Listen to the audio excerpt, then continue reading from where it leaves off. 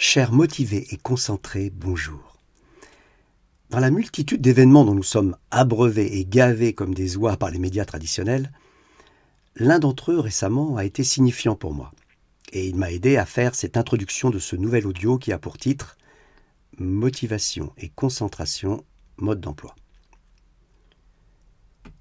Le 22 septembre dernier, atterrissaient à l'aéroport de Saint-Louis au Sénégal 26 équipages, pilotes d'aéronefs, qui avaient projeté de rallier Toulouse à Dakar en suivant les traces de l'ancienne ligne de l'aéropostale, ouverte il y a près de 85 ans par le pionnier et maître de l'aventure aérienne, le petit prince des nuages, le très célèbre Saint-Exupéry, dit Saint-Ex. Vous allez me dire, quel rapport avec la motivation et la concentration ? Alors, outre le fait qu'il faille très certainement une forte motivation pour oser traverser d'abord la Méditerranée, puis le désert saharien, mauritanien, et puis, en restant aux commandes de cet avion, quelle dose de concentration devait être présente, le parallèle, je sais, n'est pas vraiment signifiant. Non, ce qui a attiré mon attention, ce sont les questions que spontanément je me suis posées. Comment ont-ils pu rêver de ce périple ? Comment ont-ils pu se motiver ou motiver d'autres et s'engager dans la préparation à le faire ? De quelle énergie ont-ils eu besoin pour passer de la motivation à l'action ? Enfin, quelle intensité de concentration et surtout pendant combien de temps ont-ils dû rester vigilants et attentifs, même dans les phases de stress, quand les tempêtes de sable devaient cacher leur visibilité et que le danger était très certainement présent. À travers l'expérience de ces pilotes, un petit peu fous, il faut le dire, le parallèle avec nos projets semble un peu dérisoire. Et pourtant, ce sont toutes nos expériences de vie qui ont trouvé leur origine, d'abord dans la projection, dans un rêve de réalisation, une espèce d'objectif à tracer. Et puis, la motivation pour entreprendre ce rêve. Et puis enfin, de la concentration intense et durable pour l'atteindre. 3 concepts en amont de la réalisation de ce rêve traités dans ces audios. 1. Déterminer un objectif personnel. 2. Créer de la motivation pour se lancer. Et puis 3. Se concentrer pour lever les obstacles. Détermination d'objectifs sur le présent audio. Le second dans 15 jours sur le thème de la motivation. Et puis enfin le dernier thème, la concentration. Présenté et expérimenté en conférence, en présentiel s'il vous plaît. Et puis au choix sur 2 dates, le jeudi 1er décembre.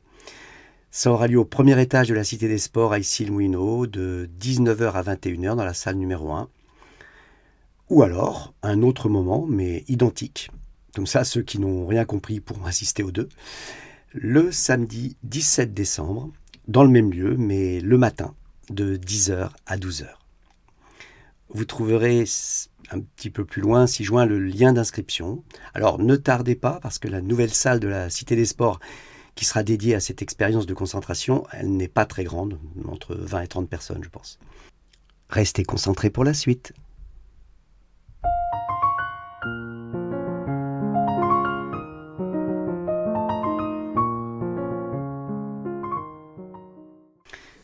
Mon métier a toujours été d'accompagner des sportifs. Techniquement, bien sûr, mais il m'a fallu des années pour trouver la légitimité à les accompagner mentalement. Comprendre la manière dont un cerveau de sportif fonctionne, et Dieu sait qu'il y a matière à exploration et complexité, demande une part de théorie, bien sûr, mais surtout beaucoup de pratique. Les nombreuses personnes que j'accompagne, et ce, quel que soit l'âge, sont un peu comme des funambules, en quête d'équilibre, un peu sur le fil des habitudes limitantes, des émotions chavirantes et puis d'une volonté pas toujours dirigée vers les bons objectifs. Un petit mot sur les propositions que je vous fais pour vous accompagner, à la fois dans ces audios et aussi en cabinet, par quelques techniques, notamment en hypnose ericksonienne, une hypnose douce, imaginative, créative du bien pour soi, qui est complétée par de la PNL, alors un acronyme qui signifie P comme programmation, un peu comme un programme que les meilleurs utilisent dans leur spécialité pour tout dégommer et faire tout bien.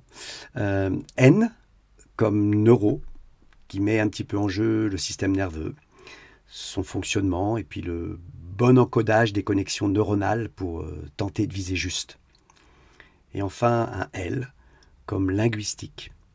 Linguistique, la bonne parole, les mots qui changent tout, les histoires qui font qu'on se transforme.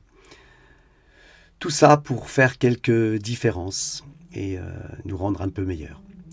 La PNL, c'est une copie, savamment étudiée pour s'approprier l'insolente réussite de ceux qui réussissent presque tout. Voilà.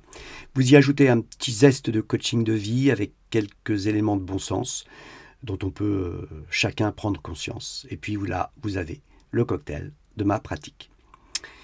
Je suis Pascal Chartrain, hypnothérapeute certifié, directeur du TCIM et coach de vie. Et vous continuez d'écouter le premier chapitre de ce thème qui a pour titre « Motivation et concentration, mode d'emploi ».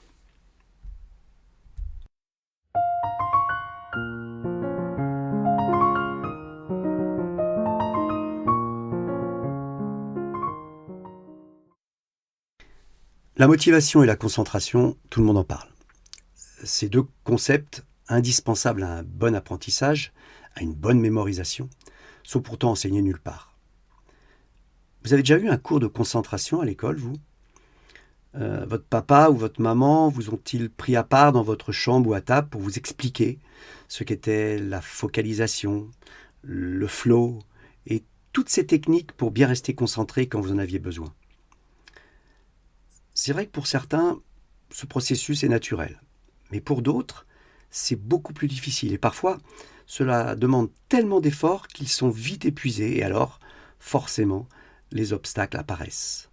Ces obstacles que sont la procrastination, la peur de l'échec, les fausses croyances d'être nul, et puis les changements de cible et de concentration.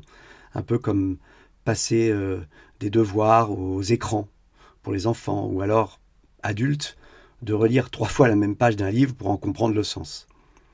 Alors je vous rassure, ça nous arrive à tous, même quand on possède les techniques. Mais ça ne nous empêche pas d'apprendre pour que quand quelque chose devient important, quand une cible est bien identifiée, on sache appuyer sur le bon interrupteur pour déclencher le bon état intérieur qui va favoriser la performance. Et si vous le voulez bien, commençons dans ce qui suit par faire une expérience pour faire le bon choix d'une cible juste et précise à viser pour que notre motivation et notre concentration ne partent pas dans le vide. C'est vrai que sans une cible précise à atteindre, la dispersion nous guette. Là maintenant, est-ce que votre pensée immédiate vous dirige vers un objectif pour vous évident ? Est-ce que votre raisonnement, votre logique, un peu votre conscience ordinaire avec laquelle vous vivez les 2 tiers de votre temps journalier, est-ce que cette conscience vous fait apparaître un rêve à réaliser, un objectif projeté, un peu comme une évidence ? Alors si c'est le cas, gardez-le bien au chaud pour ce qui va suivre. Mais c'est possible que rien ne vienne immédiatement. Alors, si vous l'avez, votre objectif, mais que vous souhaitez quand même faire quelques expériences d'état d'hypnose, histoire d'affiner un petit peu votre idée, ou pourquoi pas carrément d'en changer d'objectif, eh bien, on va prendre le temps de créer les conditions du calme. Une pièce ou un lieu un peu isolé où vous pourriez juste laisser un petit peu de place pour penser différemment. Si ce n'est pas le cas d'être dans un lieu un petit peu propice à ça, à l'instant où vous écoutez, vous pourrez toujours reprendre dans de nouvelles conditions. Alors, avant de vous installer, peut-être qu'un support papier avec un crayon pourrait vous permettre de noter quelques éléments de ce qui va suivre pour un peu laisser une trace, pour pouvoir éventuellement le relire. Pour que votre conscience ordinaire s'en empare avec un petit peu plus d'efficacité.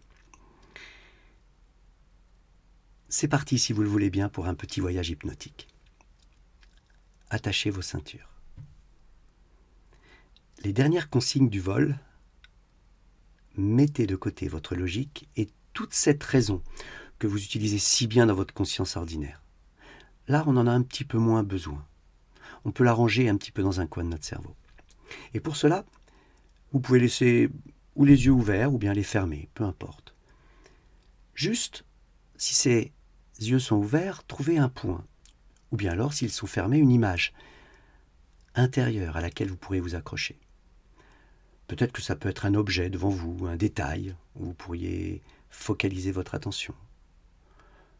C'est peut-être une sensation, par exemple le mouvement de l'air qui rentre et qui ressort de votre poitrine. Savoir comment cet air rentre par le nez, par la bouche, un peu comme un flux et un reflux. Ça peut être aussi un son, une musique ou une voix qui chantonnerait un petit peu de l'intérieur. N'importe quel élément concret ou abstrait pourrait faire l'affaire. Le tout, c'est de rester fixé sur cet objet, l'objet de votre attention, là maintenant, comme si plus rien n'avait d'importance, que cet objet, cette respiration ou cette image était un peu comme le symbole de ce calme qui vous envahit maintenant. Et d'ailleurs, c'est étrange, comme c'est agréable d'un seul coup, comme ça, de laisser toutes ces pensées habituelles de côté. Et si malgré cela, certaines pensées vous parviennent encore, acceptez-les. Peut-être vous pouvez les isoler une par une, et puis se répéter cette phrase un peu comme un mantra. C'est un cerveau qui pense. Le répéter encore une fois. C'est un cerveau qui pense. Et vous êtes un peu comme un observateur de vos propres pensées qui déclament cette phrase sentencieuse. C'est un cerveau qui pense. Et au fur et à mesure que vous la répétez, ressentir que le calme et la détente s'installent. C'est peut-être ça, juste la sérénité. Laisser de côté les pensées habituelles et puis se focaliser sur une image, un son ou une sensation et puis de rester là comme ça en observateur. Observez ce monde de l'intérieur, ce monde de l'extérieur de l'intérieur, sans jugement, juste l'observer. C'est un cerveau qui pense. Et maintenant, je vous fais la proposition d'orienter cette pensée vers une détermination d'objectif qui soit celle de cet observateur, justement. Et peut-être que cet observateur, c'est une forme d'expression de vos parties profondes, celle que vous êtes au fond, partie de votre identité. Et puis que cette partie, elle aussi, a le droit de vous faire des propositions. Peut-être un peu moins ordonnées, mais un mélange de rêve et de raison. Et vous pouvez continuer à observer tout ce qu'elle a à vous dire. Orientez cette observation vers une envie profonde. Est-ce la même d'ailleurs que celle que votre conscience ordinaire vous a donnée tout à l'heure? Ou alors, ressentez-vous une différence? Peut-être une autre cible pour diriger votre future motivation et puis l'outil de concentration qui l'accompagne. Quelques secondes encore dans cette rêverie. Une rêverie silencieuse du dehors et signifiante du dedans.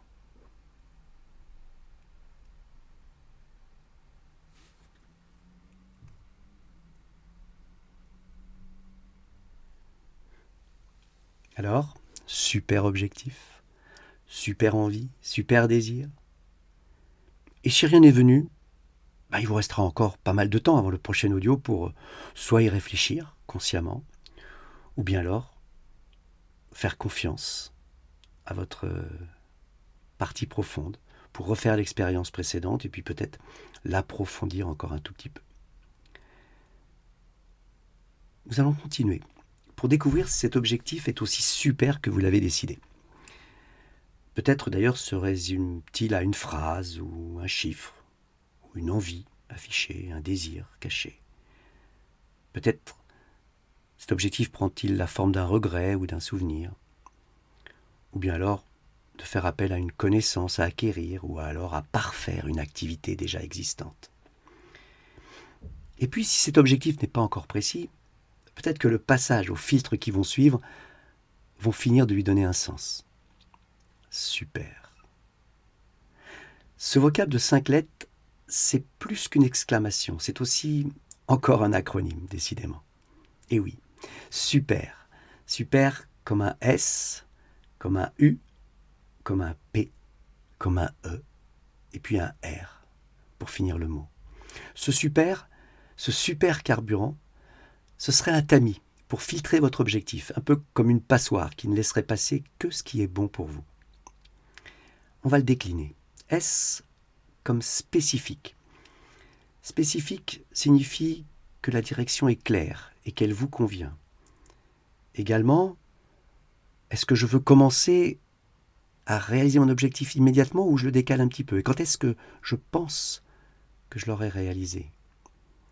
Ou alors c'est peut-être quelque chose que je ne veux pas ou ne veux plus. Et puis, est-ce que d'autres personnes vont être impactées par la réalisation de cet objectif? Ou bien alors je serai seul.